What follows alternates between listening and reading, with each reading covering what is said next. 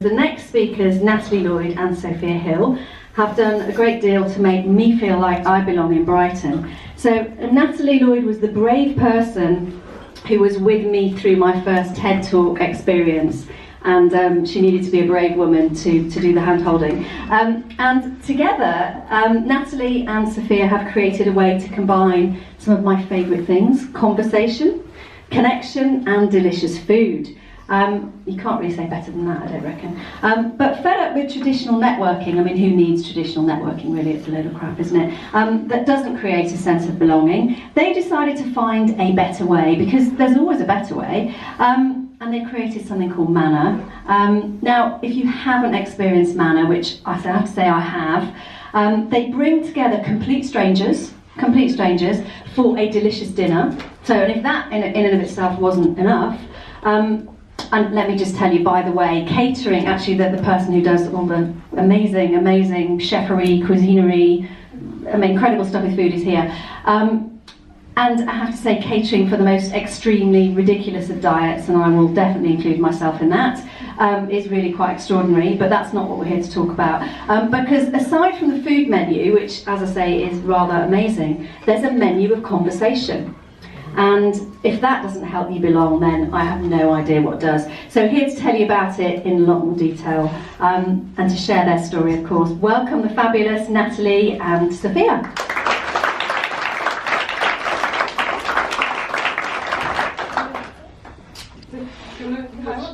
Okay.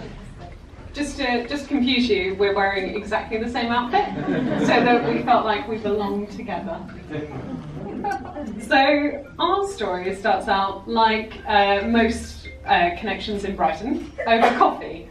So a friend of mine called Guy, who at the time had this amazing way of introducing me to lots of awesome women, said, I've got this friend called Sophia and she's moving down to Brighton, you should meet her. And this guy said to me, I know this girl Natalie, and I was about to move to Lewis. She's amazing, you've got to meet her. So obviously we met for coffee, and he was right. So we met up in the Needlemakers in Lewis, and Sophia came along, and we ended up having one of those conversations that seems to go on for hours and cover everything, but in a really short space of time. I think we covered design and work and feminism and periods and food and drink and cocktails and clothes. And then we had to go because I was actually meant to be at work at the time. It was a bit of a dream, she was really late, it was great. So I then moved to Lewis and knew absolutely no one, and was in that, shit, I don't have a job, but I'm in a new place. And so I thought, right, I'm going to call this girl who I'd had coffee with before and invite her out to coffee and see what happens. And so we had another coffee, and she came up with a proposal. Yeah, so for the reason that I met Benita, I used to run TEDx Brighton, and props to Toby on row 2, who's now running TEDx Brighton. And I felt like, having run that there was kind of like an event-shaped hole in my life, and I really wanted an excuse to have the kind of like great bits of TED, but plus food. I wanted to meet cool people, and I wanted to have conversations about ideas, and I wanted to do all of that whilst eating, because that's like top of my priority list. And I kind of like had this brain dump on Sophia, who, this is at coffee number 2, was like, well, let's just do it. And it was quite exciting for me, because I'm an events producer and a project manager who grew up with a family who do lots of events around food and catering, and I was desperately looking for some excuse to basically combine all the things I do with food and drink, and possibly dressing up, and maybe cocktails? Definitely cocktails, definitely cocktails. So Manna was born, and the name for Manna actually came about quite simply because one, the wonderful restaurant that Andy, also row 2 over here, the chef guy that Benita was talking about, his restaurant was called the Manor on some of you might know, on Gardiner Street, and then I also quite like the fact that manna is also the biblical bread, and I like that sense of like you're talking about ideas and breaking bread together. And then there's also the kind of like table manners, the things that you're kind of expected to do or not expected to do. So it was a bit of a play on that. And as Benita mentioned, we wanted to do something which was around food and drink and dressing up and cocktails and all that, but we thought that we could do something a little bit more than that, and we were thinking of how we created an event which brought people together but enabled connections, got people connecting and conversing and so forth. And I'd come across this idea called a menu of conversation, which I can't unfortunately claim as my own. It was invented by a lovely guy, this guy, who's called Theodore Zeldin, who's an Oxford professor, and I've met him and he is as adorable as he looks. And it's a very simple but a rather interesting idea, which is to give people a menu of questions to ask each other, to put people together, ideally perfect strangers, and to give them kind of an interesting series of questions. So that's what we decided to do. And when Sophia told me about this idea of the menu of conversation, I was like, that's it. That's how we get from like gathering strangers for dinner to talking about the big ideas and not having to do the bit where you're like, hey, what do you do for a living? It just immediately skips over that and allows you to have a much more intimate conversation with someone. And I really, really loved that. I thought that sounded like a fantastic idea. So, yeah. Oh, no, wrong button. No? No, you're there. No, right button. Okay. Yeah. It happened.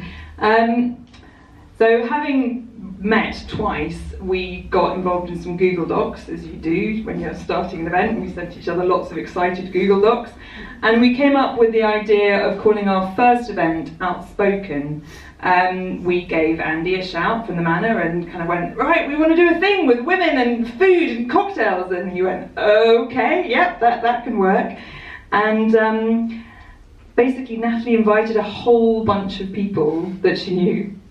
Yeah, so to level the playing field, because Sophia didn't know anyone, I made sure that no one that attended the event knew anyone. And along with the invites that we sent out, we also sent out a form as well, because we both really like the idea of co-creation. So with this form came a bunch of questions, and from the responses to those questions, Sophia then put together a menu of conversation. What was extraordinary with these questions was that people answered in a way which was so candid and so personal. It gave me permission to write a menu of conversation which was slightly left field and out there. And it was a good testing ground to see that we'd gauged I'd gauged the sort of playfulness of these events, because what we didn't want is to have something which felt very worthy or very heavy, although we wanted to concentrate on quite serious subjects. So these questions in particular definitely were a way for me to understand A, whether Natalie and I were going to get on and whether I'd got this right, and B, for us to see kind of how far we could push this format, and we did. So I received these questions and I was like, oh my god, I think I found my new BFF. And then I found out Sophia's answer to one of these questions, and I had to reconsider everything I understood about our relationship. It was one of the most divisive questions that we've had, and yeah, the answers are still causing some problems. So the first event happened, and 19 women came together in the restaurant, and we since learned that maybe 19 was a little bit too much because the volume level was very high, and if Sophia and I have to shout across a tiny table to hear each other, it's probably a bit too loud. But in between lots of things going on and me going, is this the right thing to do, and also realising that I'd invited my boyfriend's sister and she didn't know that I used to be in a relationship with a girl, and that was definitely going to come out over the course of the evening, and all of this stuff going on, I realised that I was also creating an opportunity for me to get to know my friends in a way that I had never really done before. Because of these questions, we had given each other the permission to have some very deep and very intimate conversations, and it was somewhat incredible. So although the evening in some ways felt like merry chaos, we did have a plan, and it kind of worked. So we got everybody sat in pairs. We said, right, we did a table plan, and we gave them this menu of conversation, and we encouraged them to stick with the questions through the evening, although also let them experiment if they wanted to go tangentially in different directions, or if they found one question which basically they knew they were going to spend the next 3 courses discussing because it was so interesting. That was fine too. And then after the 3rd course, on the back of everyone's name tags and place settings, I'd drawn a bunch of runes. And then, thanks, yeah. And then I basically asked everyone to find their matching pair at course 3 and move around. And I kind of, in every event, I try to pair people up with someone that they definitely don't know, but also someone that I think they'll find some kind of common thread with. And then in the second half of the evening, I find someone that's somewhat diametrically opposed to that first person. So you get 2 very, very different perspectives on the subject of the evening. It's interesting that she says that, because the second person she had herself sat opposite on that first event was me. And what we realised on that first event was it was actually only the 4th time that Natalie and I had ever met each other. So despite the fact that people thought we knew each other really well, we didn't. And boy, did we get to know each other, which was a fantastic opportunity for both of us. But it made us realise during that first event that the format really worked for us. It became the start of a long-lasting friendship, I hope. But also, we got to know each other in a way which I think, in any other situation, the conversations that we had would have definitely not been on the 4th meeting. So we're now on our 5th event, a year on. We had a little birthday party earlier on this year. And this volume, each one is kind of around a theme, and that theme is born out of something that we feel is a little bit zeitgeisty, I guess. But also, quite often, something that we need is a conversation that is quite personal to us and that we feel like needs a bit of discussing or interrogating. So resistance and rebellion is a little bit of a homage to Jin and Ray, for anyone that's also in the geek camp. But also it's a tribute to the NASA's going rogue and the national parks resistance movement, and something that generally feels like a needed conversation at the moment. So mini plug. Definite mini plug, you're all invited. So we've had, after Outspoken, we had Pathfinding. Our next one was Resilience and Fury. That was a really noisy one. Modern Love, and now this 5th one. And each event has been quite different. Some have been mixed, some have been women only, some have felt really quite strategic, some have been more around building community.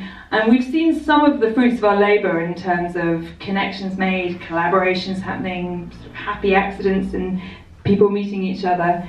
And we'll tell you a bit more about that in a moment. So yeah, that's kind of Mana, and the thing I think feels so special about it is that we've taken something that is quite an ancient formula, like sitting down with people and discussing ideas. The Romans did it. It's written down in pretty much every biblical text under the sun. And we're creating it for a new audience, for a new time and for a new space. And it's I kind of see Mana as a little bit of a catalyst to helping people facilitate change, whether that's change within their own lives or change within their perspectives on something or change within the communities around them. It's something that gives you permission to ask questions to people and for them to ask those questions back of you. It's a very reciprocal relationship because there is that kind of template of conversation that you can follow throughout the evening.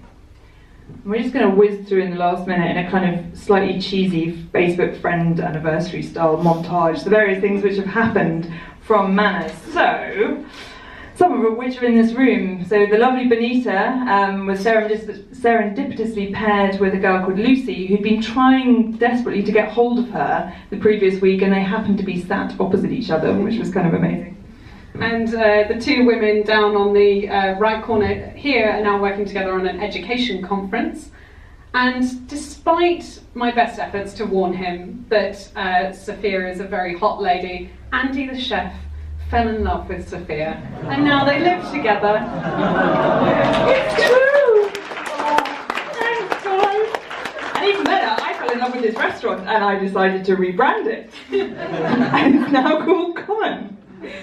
Which I really like because it's kind of this journey from Mana to the common, or that it was actually common people living in the Mana all along. So it's kind of really perfect now. And yeah, I built the website as well just to get more incestuous, because that's what we like to do, like get involved in someone else's life and business and then keep that going. And yeah, to take that further, I then also have just started an events business with them, the restaurant, doing events similar to Manor around food, community, personal development, which is pretty exciting as well. So there we are. So a lot has happened in a year. Yeah. And a lot of life does happen within a year, but as I said, I think that Manor is this like little nudging space where you can allow yourself to be challenged and to challenge others and to have sometimes difficult conversations and sometimes much needed conversations and sometimes a little bit of a space for all of the above, along with food and drink and all of those really lovely things. And I would say that we're both enjoying it, and everyone that has attended has said that they're enjoying it. So at the moment, this kind of experiment feels like one that's worth continuing. So yeah. Thank you very much, and do join us for the next